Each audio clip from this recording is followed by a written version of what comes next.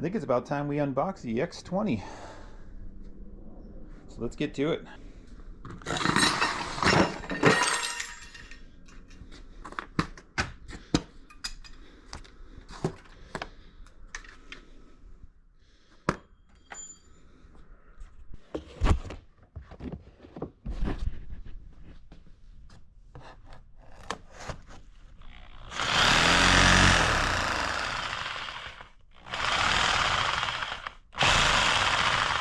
That's not gonna work.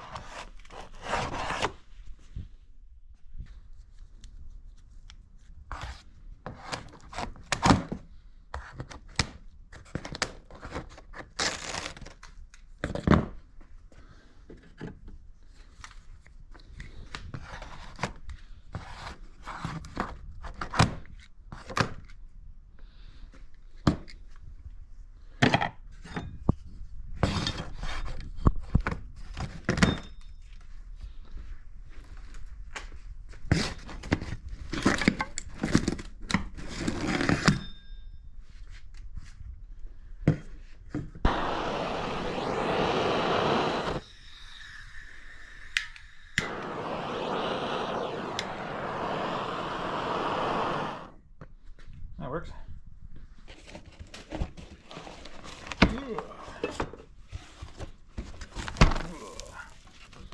All right, let's see what we got in here.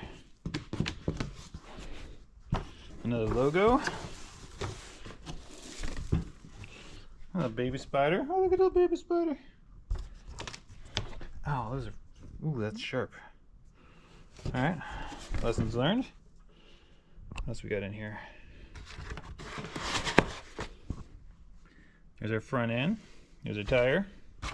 Here's our foam buddies. Here's our cool new mount. Here's our rear. Okay. Something of value inside.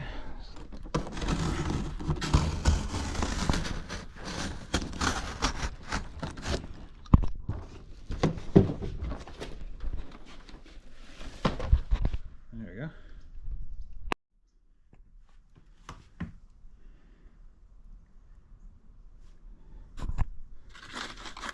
Kickstand.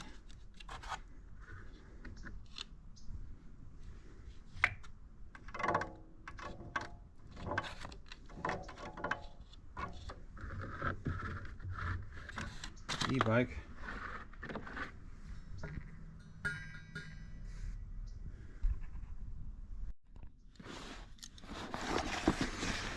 See what's in this one.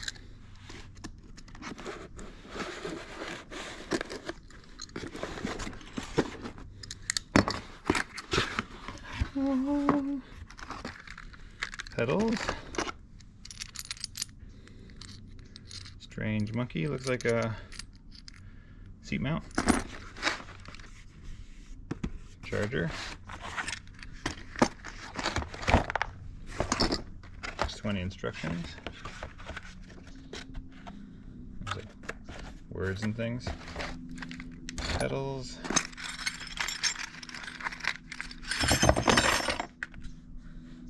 Nice toolkit. This feels like a charger.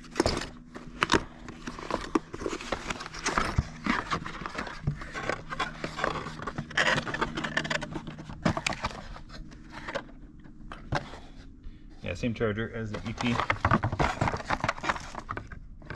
That's good.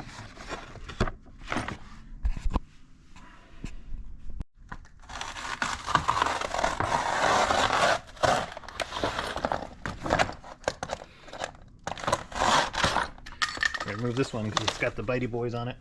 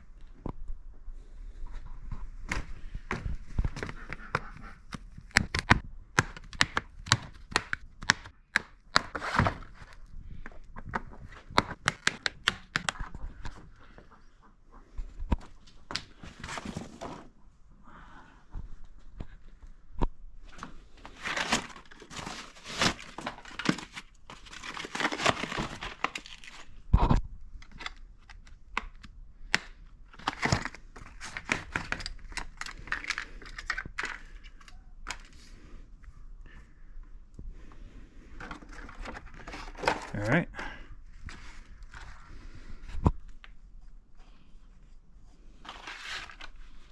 Kickstand, anodized some real beautiful anodized shocks on the back here. Looks like you can fill them up too. And then a second shock, monoshock up front. So this is already a better suspension. The battery actually sits inside here and also inside here. Quite the engine. ENGWE. Let's get some more zips.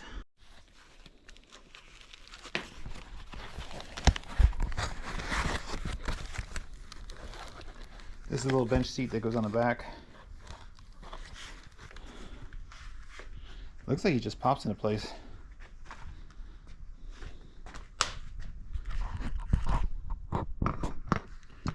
So cute.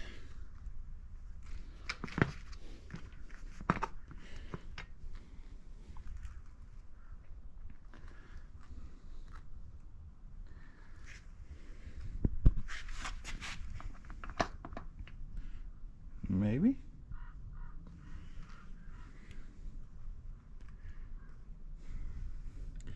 I think you gotta take this one screw out right here.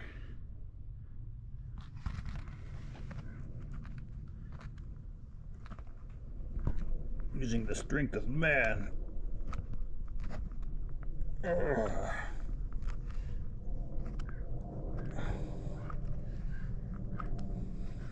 Did that.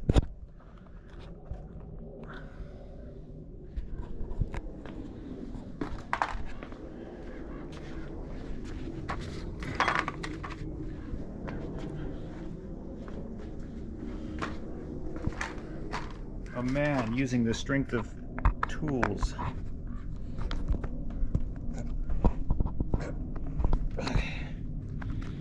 A man getting a better wrench.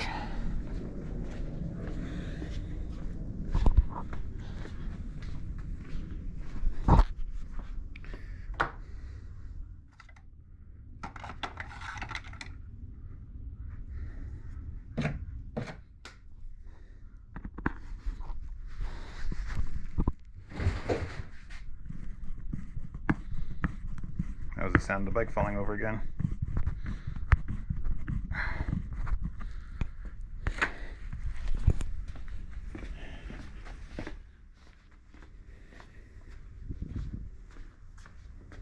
It falls over.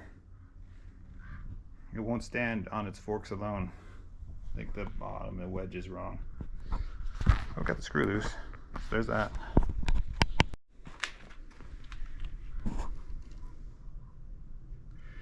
The kickstand, you need to remove the screws and stuff it behind. These screws were in here so incredibly tight, it is difficult to remove them.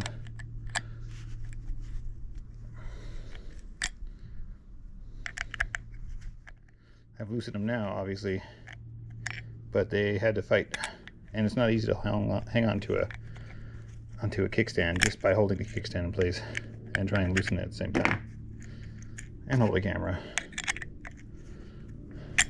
I can only do so much.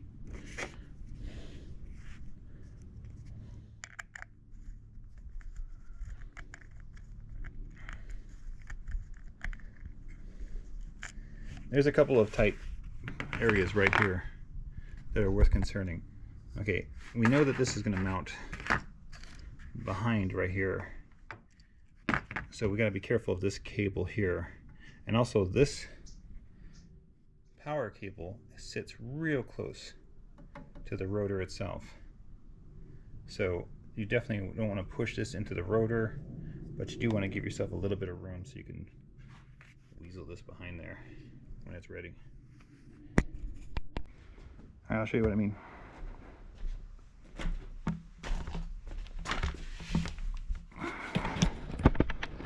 Alright, this cable here is very tight, very close. So you gotta get this behind here, but it's almost pinching it to have it in that location. It's just gonna sit just right behind it.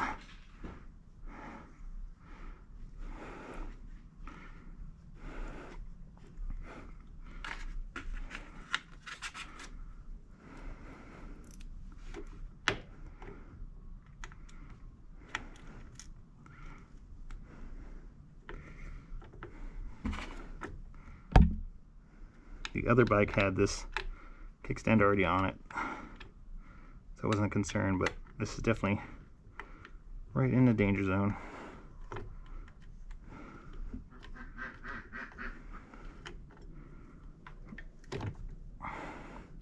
The one thing I do like about these kickstands though is they kick to the back and you won't kick them with your pedals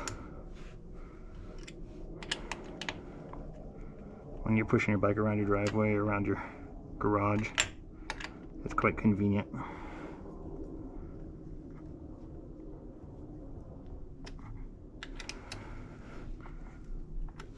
And if you have it, put some Loctite on these, because these will loosen up in about 500 miles or less. Alright, next thing. The bike keeps falling over, so for whatever reason the packaging just is a little wobbly on the bottom.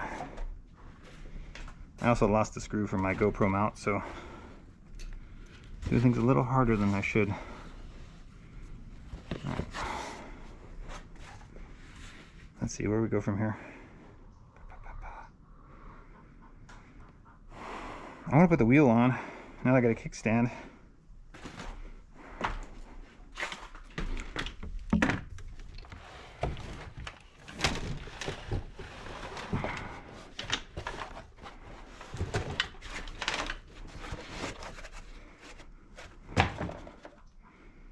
This little piece keeps the brake pads from squishing against each other, so they're in the right place. So remove this before you put your tire on.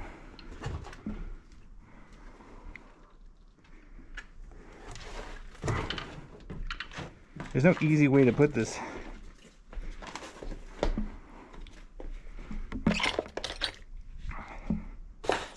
In a garage, it might be better to assemble on carpet of your house. What? It's 15. How am I doing with 14? 13 and 15 on one wrench.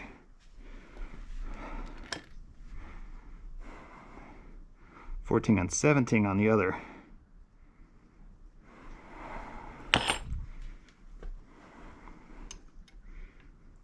Now you gotta be careful right here when you loosen this bolt, because if it goes fast you're going to hit your frame right here, scratch your paint.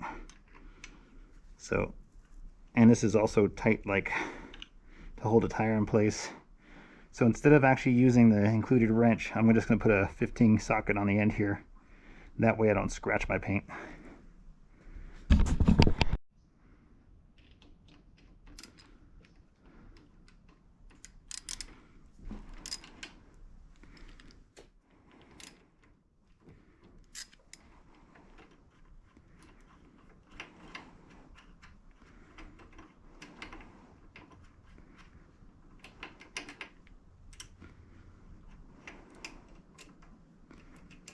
This also serves no purpose once you remove it, except you get a free set of bolts.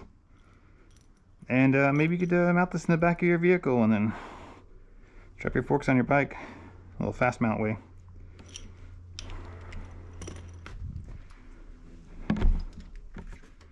Grab my tire. Move off these guys.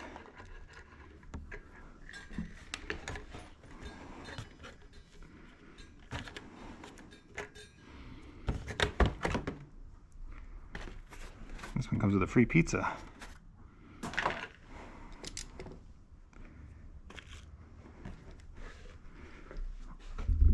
All right. It's actually quite loose in these ones.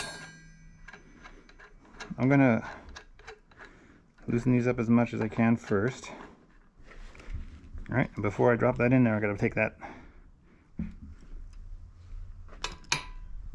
Before I drop it in there, I gotta take out this little plastic bit. Boink.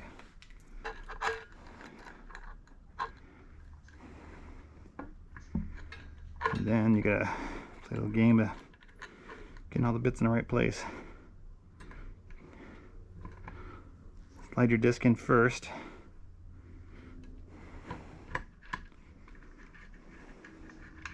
It might be even easier if you remove your nuts and washers before you even drop it in. That way you have a little more clearance. Once everything's in the right spot, give it a spin. And let's crack these down.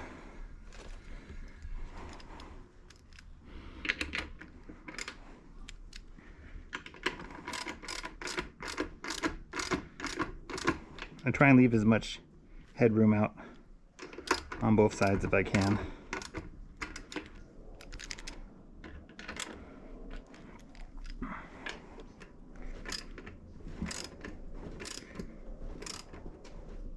You don't need to go crazy on these, but it's good to make it tight.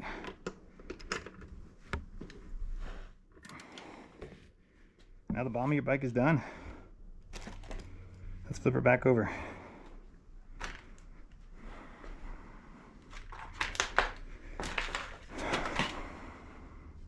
There's a little spot here. There's a little spot here where the paint chipped off. This area being pretty exposed and just paint, they should have put something on it. Maybe a plate on the bottom, maybe a rubber cover or a plastic cover, just because it's going to be the lowest point on your frame and the place where you'll more likely impact if you are off-roading. Alright, let's flip her over. Now, I got the kickstand on, so I'm just going to be able to put it back on its kickstand.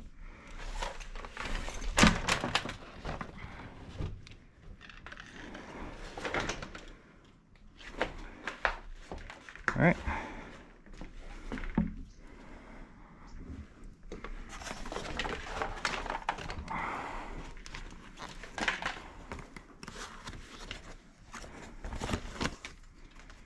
Here's our bars.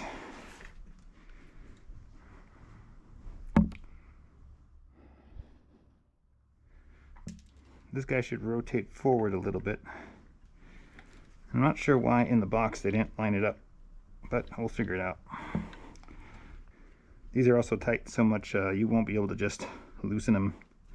So you gotta get your tool first before you get your bars on.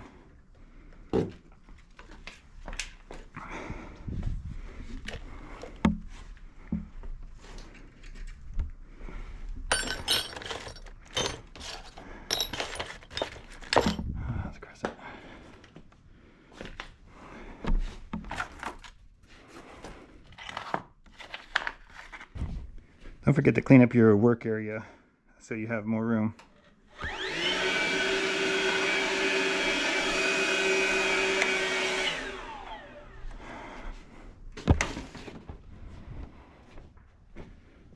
I'm not stepping on zip ties.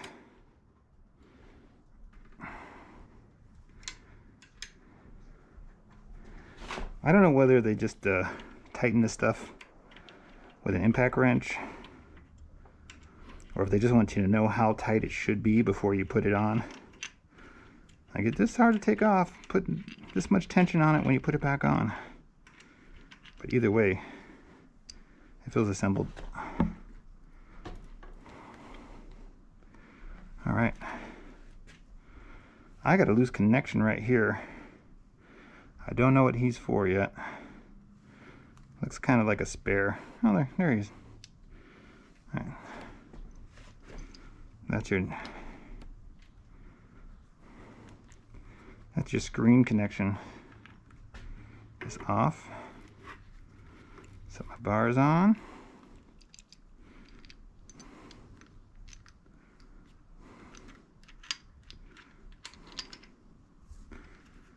Kind of wish this was 4 screws, not 2, but can't complain too much.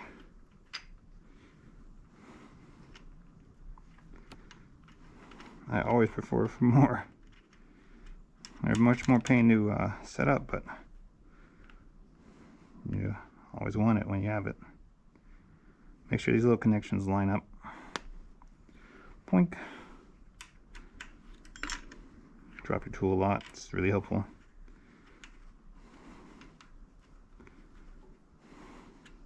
Make sure when you're clamping down this clamp that you put even pressure front to rear.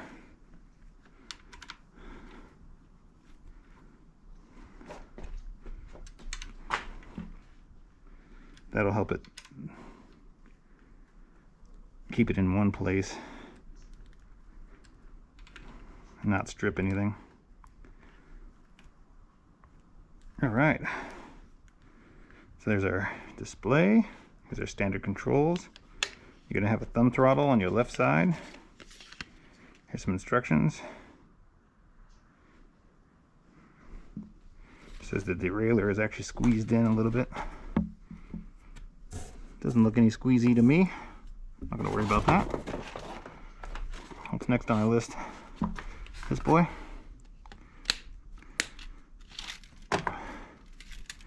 Make sure, especially for the rear, that you get rid of all your zip ties. You don't want any of these cinching up inside, messing up your rotor and stuff. And they are annoying to step on. Great little pile, little cute pile here on the pizza. All right, where are we at? This little seat, it slips on and sits on these plastic mounts, but it has one screw, and this one screw is actually pretty tight in there because they got some Loctite already on it. So you're gonna need a wrench.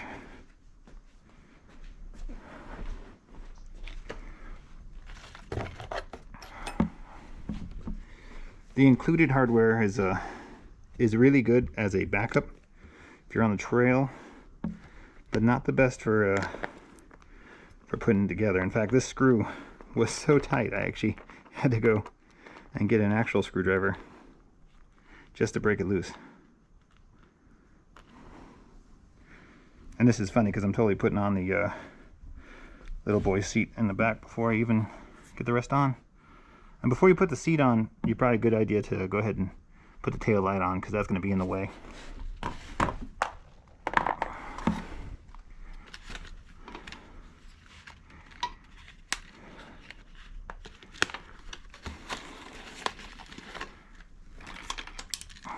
What a cutie. And bye, screw. Bye-bye.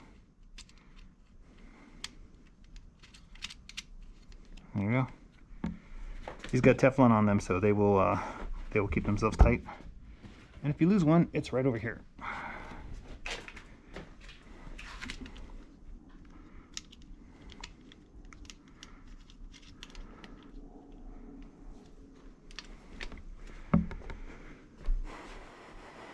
What are we looking at? Baby wrench? 8s?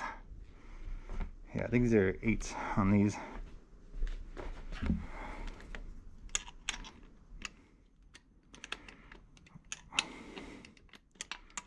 Again, if you're using a wrench right here amongst a bunch of other painted surfaces, just take your time and don't go crazy on it, because you don't want to just smash it into the paint.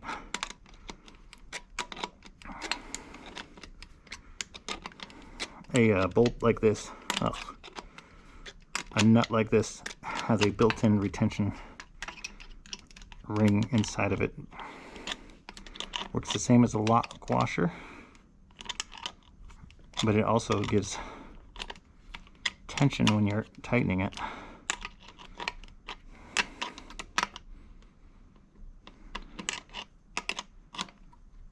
All right. And this tail light is all plastic, so with the exception of these bolts, you don't need to over tighten it, you just need to make it a little snug. Because honestly, if you crank this down like it's 2 pieces of metal, you will snap it.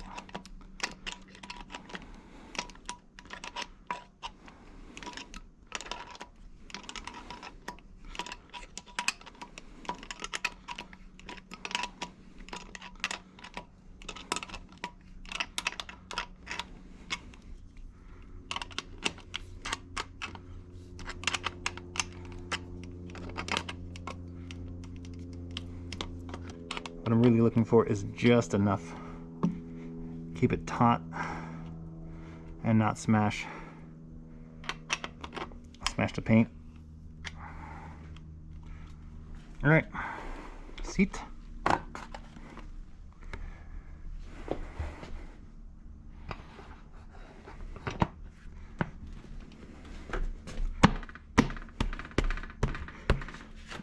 Little kicks. Let's see where this guy goes. Ugh. Now if you don't put this screw on, your seat will fall right off, especially when you accelerate. So this is an important safety bit. We can do pedals, figure out the seat technology, and we're done.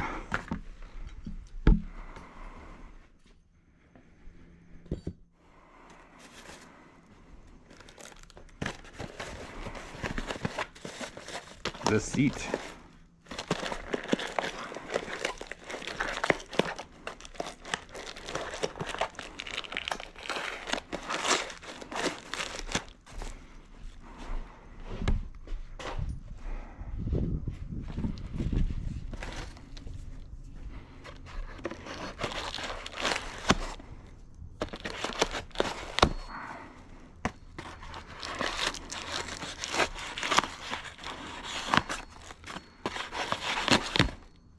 Make sure you carefully remove your seat.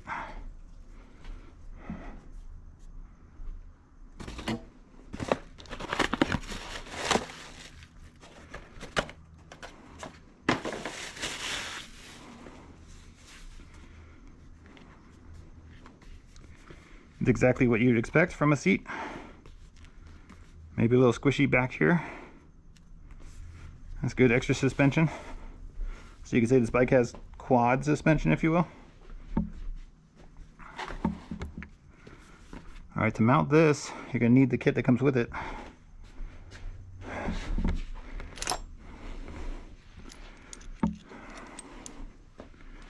Now this is a little tricky, although it makes sense when you think about it. This is actually doing a lot of different smart things all at once. It's going to bolt to the seat here, and it's also going to bolt to the battery here. So the first thing you're going to have to do is take it apart.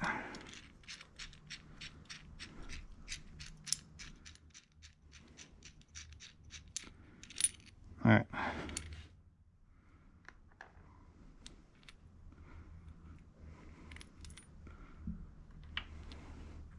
So I'm just going to build it the same way I saw it. Oh, is that a lock? Look at that. It's a bolt that you can't remove the release on there unless it's unlatched, which means you need the keys. So no one's going to be stealing your battery, but it also means you can't just put that right together. So let's... Alright, so you're going to need these round bins to unlock your battery.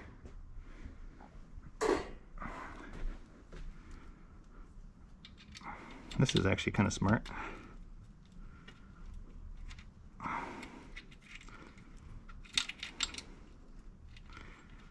It's turning. Is it just going to loosen it?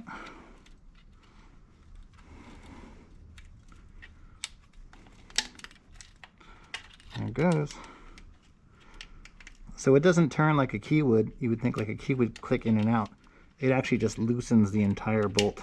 So imagine this is more along the lines of a lug nut than an actual key. It's not a click, but it's actually just unloosening the whole thing. And honestly, if you don't live in a dangerous neighborhood, you might just leave that loose. But if you think your battery's going to get stolen, leave that in there.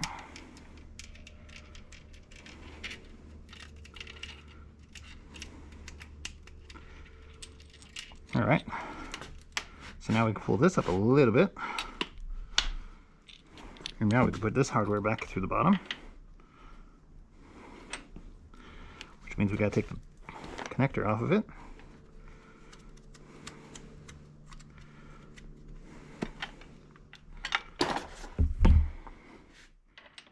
So this one first. And then this plate for leveling. your seat, your plate on top, and finally your weird bolt.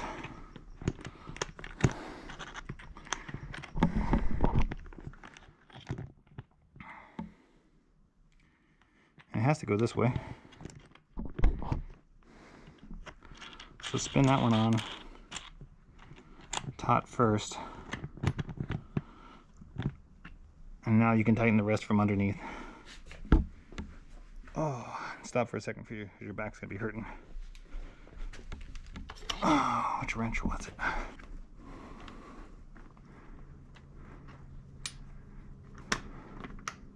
So this is gonna adjust your seat. If you want to put it towards center, balance it out, you can move forward and back on this radius. You can move up and down. The rest of it sits in tracks. I'm probably going to go back a little ways because I'm a big boy and I want to give myself as much leg room as possible.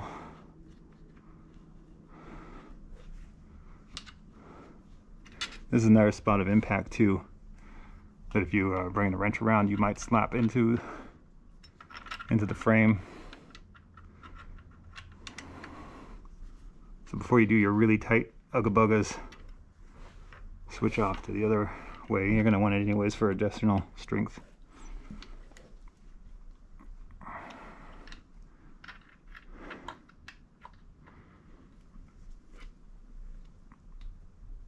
All right, sit the other way. There we go. All right, so this is all the way out. Somehow it locked again while twisting it. You're just, oh, okay. So it's like the lock pops up. Man, I don't know about these ones.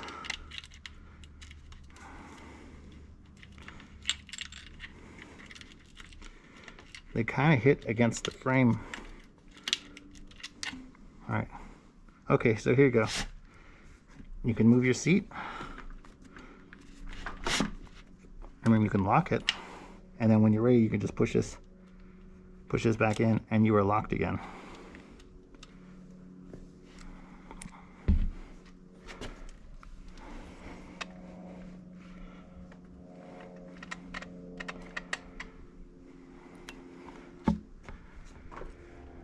All right. I kind of wonder if one battery is lower than the other, is it going to try and balance itself?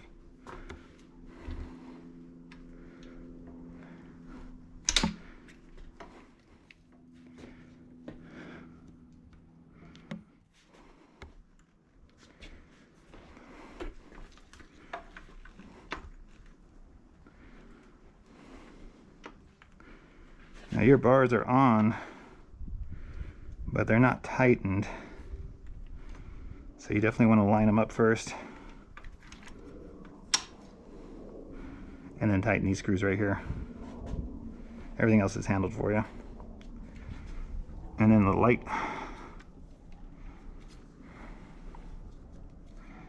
Mounts forward like this. Now I had an issue with these hitting on the Engine Pro, so what I'll probably do is reverse this screw just to make sure that this longer bit isn't going to impact on the frame right here.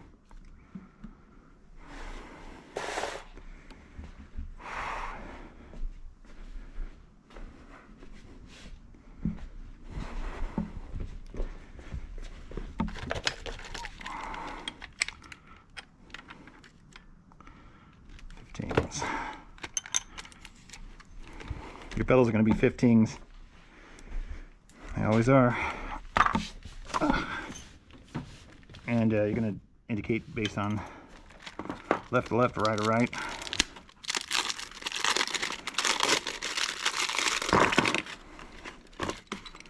Two washers indicate you got to put a washer on it. All right, you're going to have a stamp at the end here. And this has got a little L stamp on it, and this one's got an R stamp on it, and that's how you know. So drop your washer on and Follow the instructions.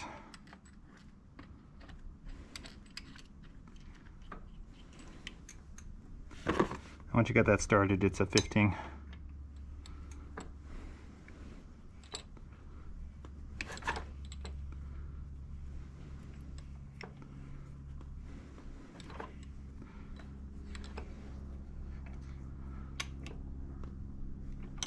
One ugga wugga, and then the other side.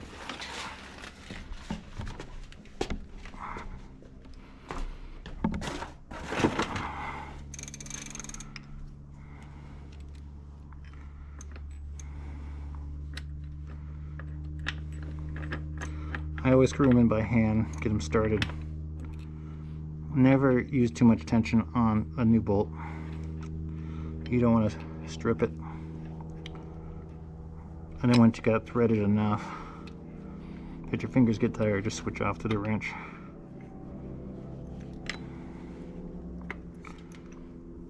And be careful here too, when you're turning your wrench, not to slap into your metal.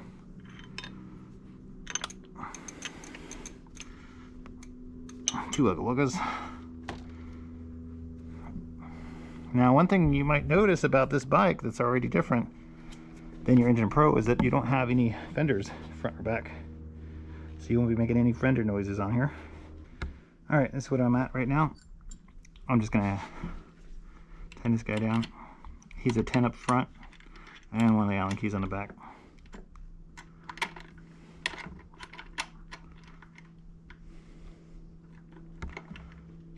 Now, what I normally do on this one, personally, is I get them started.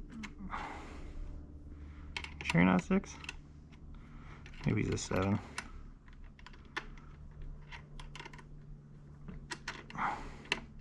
He's definitely skipping the beat a little bit. I'm trying to tighten him here. Who's sliding? This boy? I don't know.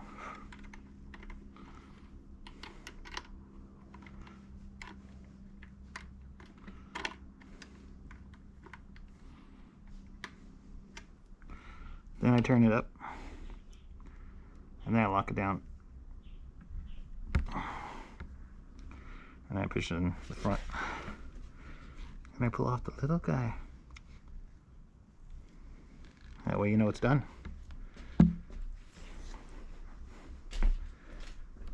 And lastly, make sure you got these guys tight.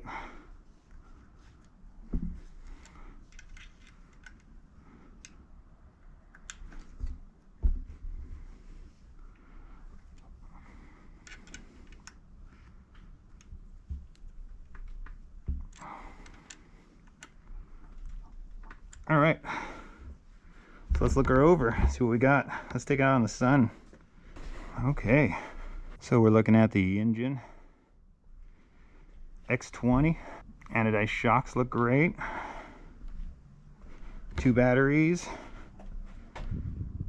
front forks, middle suspension, rear suspension, seat suspension. It's got a nice flat black look to it. Very clean. Controls, mechanisms are going to be the same as the Engine Pro. I got a little extra padded seat back here. Didn't really say how much weight it was for, but this is metal and it is suspension, so I assume it would probably support the weight of a child or whoever would fit back here. Front seat's nice and stitched. The stitching matches both. Controls and everything the same as you'd expect, with one side shifting for those who like the pedal. You got the same type of connectors that you'll see on an Engine Pro for folding mechanisms, and it's probably gonna fold about the same. Overall, it looks pretty nice. Actually, already feels too tall. I'll probably bring the seat down a little bit. And then you got your traditional suspension unlock lock, and a little bit of dialing on this side.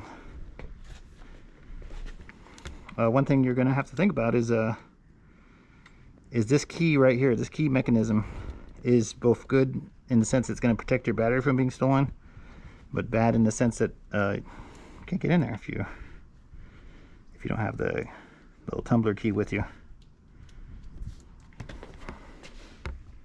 So get your seat adjusted to the height that you want it for.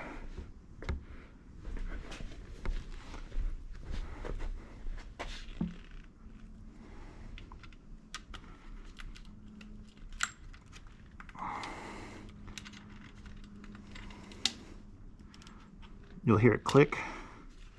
You can unlock, lower it.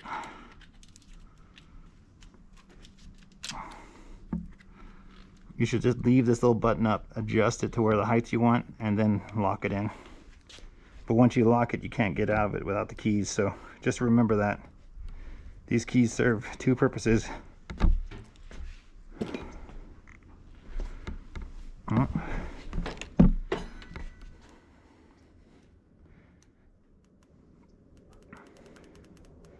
Same basic functionality. But you see here I'm at 24%, just off stock first battery. If I turn on the secondary battery here,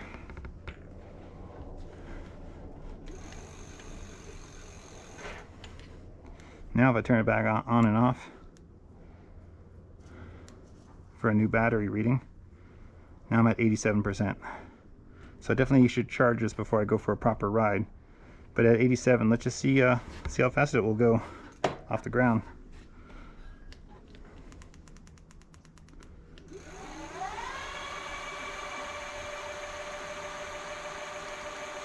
Stock max speed is 26 miles per hour. It's not bad. It also has a little bit of a slower takeoff to it.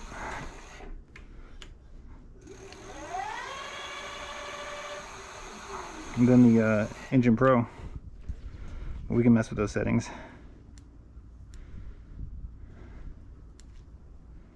Let's see if he's locked.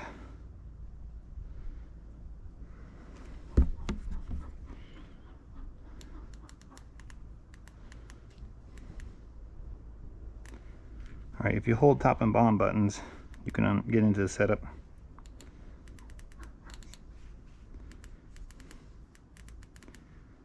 It's set to maximum set unit. Should be mile. Although speed limit is still saying kilometers here.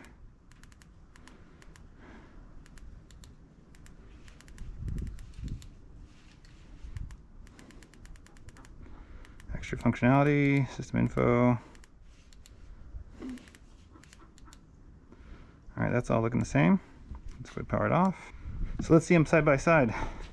Alright, so you can see the frame has changed. It's not a straight path to the rear. It actually dips down a little bit over here. You also have a built-in bike rack essentially, or a pad. Brakes are the same. Rotors are the same. Mechanically they'll work the same, except you got way more battery on this one over here on the X20. The Engine Pro is 1000 watts. X20 is also 1000 watts. So your battery is going to be the same. So if you're just going to go down specs immediately, it's going to be suspension is going to be better on the Engine X20. You don't have any fenders or anything to worry about. That's been deleted. That was a good choice.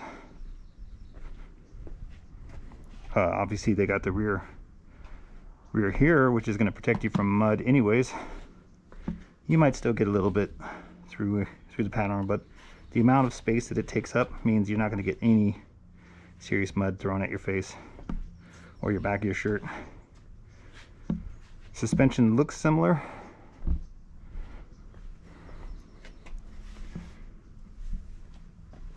But overall, pretty clean bikes. Let me know which one you like better. And what color you like better. Do you like the blue or do you like the black better? I think they're both really clean. Well, she's all built and ready for a test ride. So I'm going to charge up my GoPro, charge up the batteries, and then we'll go.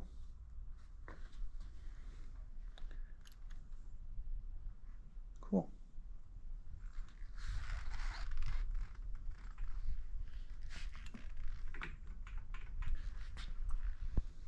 Yeah, turning on that battery allows you to have a little backup light too, which is kind of nice. So let me know what you think.